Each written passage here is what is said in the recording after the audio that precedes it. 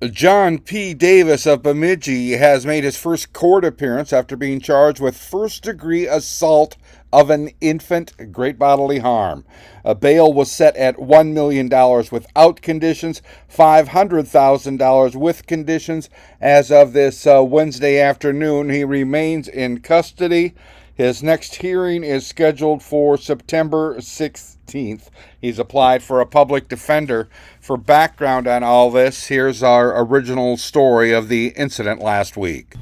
We have an update now regarding our report last week about a 911 call regarding an injured baby in Bemidji, Minnesota.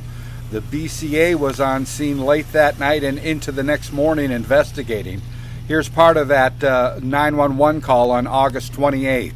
Timing 8500 cars, Bemidji ambulance south, Bemidji fire for medical for a 3-month-old female who's been shaking and twitching for the past 30 minutes. The infant's biological father, address listed as homeless in Bemidji, has now been charged with felony first-degree assault, great bodily harm. According to court documents, he'd been staying in a downstairs bedroom of the residence. The infant was in another downstairs bedroom when the mother upstairs heard the child crying. She took the infant upstairs and the child began shaking and seizing. 911 called, and officers reported observing multiple bruises consistent with physical abuse of the child. Officers learned that Davis had recently struck the infant with the remote control.